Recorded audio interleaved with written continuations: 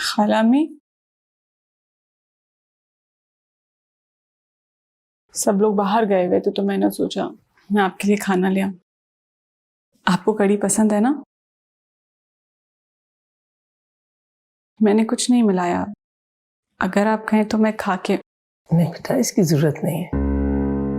बस खाला अम्मी खा लीजिएगा वरना बीपी लो हो जाएगा। सुनो, बैठो।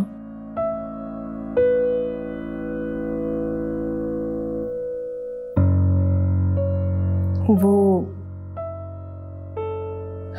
कई दिन से एक बात करना चाह रही थी तुमसे, मगर हिम्मत नहीं हो रही थी मेरी। माँ हूं ना, फैसला करने में मुश्किल होती है। देखो बेटा, खुशियों पर हर इंसान का हक है, इसीलिए मैं इकरार की शादी करना चाहती थी, लेकिन किस्मत को कुछ और ही मंजूर था। बेटा, तुम मेरी भांजी हो, मैं नहीं चाहती कि तुम औलाद की नेमत से महरूम रहो, इसीलिए मैंने सोचा है कि मैं इकरार से बात करूं। क्या बात करेंगे आप इकरार से? खाला अम्मी, आप ऐसा सोच भी कैसे सकती है?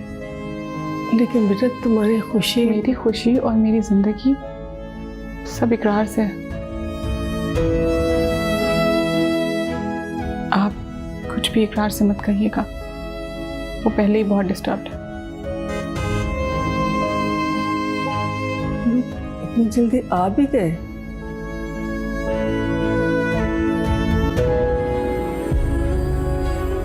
परेशान था मैं इसके लिए, अंदर ही अंदर इसकी खामोशी मुझे खा रही थी। मुझे तो लगा था कि हमारी इज्जत की खातिर ये अपनी खुशियां कुर्बान कर रही है, लेकिन इसने तो फरहाद को वहां बुला लिया।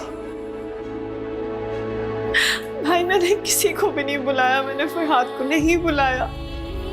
वो वहां पहले से मौजूद थे, मैं नहीं जानती थी। उसका ताल्लुक क्या था उन लोगों से जो वहां मौजूद था पहले से?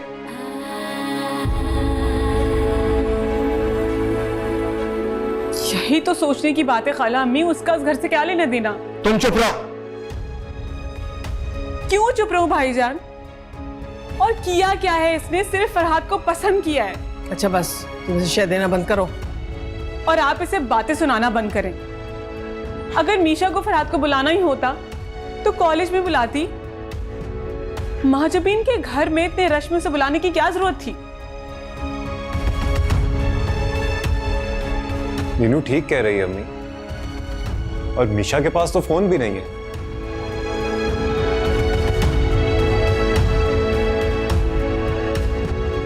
और आप ही बताएं कि बिना फोन के वो कैसे कांटेक्ट कर सकती है किसी को भी?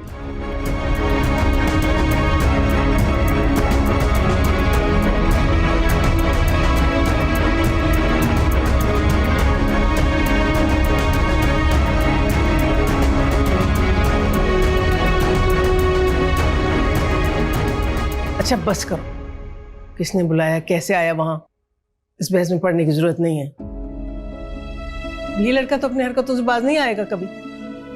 और अगर हमने मीशा की शादी कहीं और कर दी और फिर भी उसने पीछा नहीं छोड़ा इसका, तो वो तो इसका घर बर्बाद कर देगा।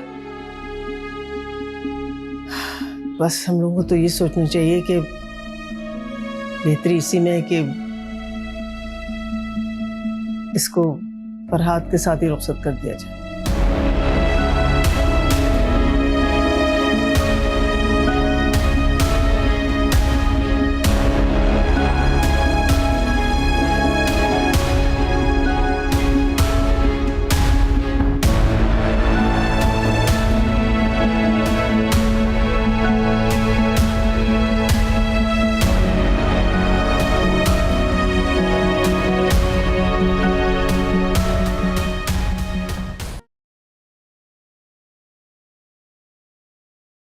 भाई, ये आपने क्या किया?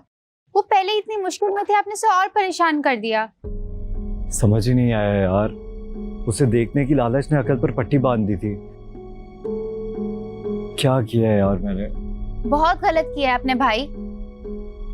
फिर से उसे मुजरिम बना के अपने घर वालों के सामने खड़ा कर दिया है। अननोन नंबर से फोन है। हेलो, अस्सलाम वालेकुम। हाँ, अपने भाई से बात करो। मीशा की मम्मा का फोन है। Hello aunty. जिससे प्यार हो उसकी इज्जत का पास किया जाता है, यूं तमाशा करके उसका रुस्वा नहीं किया जाता। I am really sorry aunty. Sorry सुनने के लिए मैंने फोन नहीं किया था। रोज रोज के तमाशों से मैं अपनी इज्जत को बट्टा नहीं लगा सकती, समझ गए तुम? आओ यहाँ पर अपनी माँ को लेकर और सादगी से मीशा को रुखसत करके ले जाओ।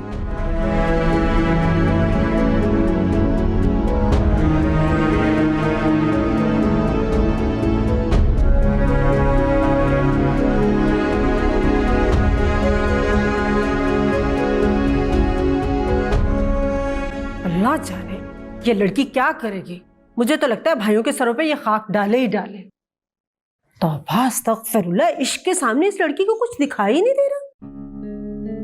अल्लाह ऐसी औलाद तो किसी दुश्मन को ना दे। ऐसी औलाद से तो इंसान बे औलाद ही अच्छा। ना आफरीन फोन उठा रही है और ना ही अबरार कॉल रिसीव कर रहा है।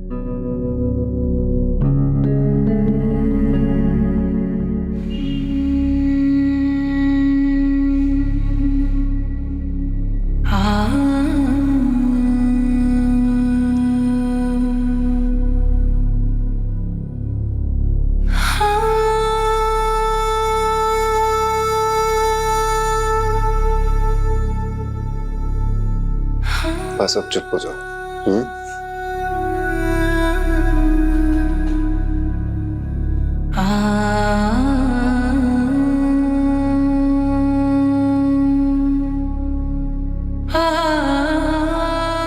पप्पा से क्या कहेंगे आप? कहना क्या है, जो सच है वो बता देंगे। सच ही नहीं है भाई। मुझे भाभी ने उस कमरे में भेजा था। ये बात तुमने बाहर क्यों नहीं बताई? कौन यकीन करता मेरी बात पर? कोई भी नहीं सुनता मेरी। बेचारी आफरीन भाभी को तो फरहाद का पता भी नहीं है।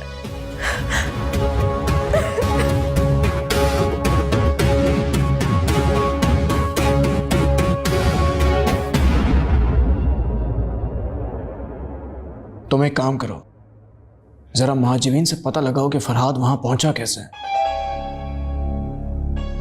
बस इस बहस में पढ़ने का क्या फायदा है? उसकी माँ का सोचो ना। वो किसी भी सूरत राजी नहीं होंगी। वो राजी हो या ना हो, मीशा को तो रुखसत करना है ना।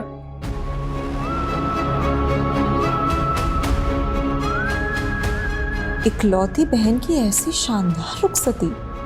वाह आफरीन, क्या बाजी चली है। सारी बिसात उलट डाली बेचारी मीशा की।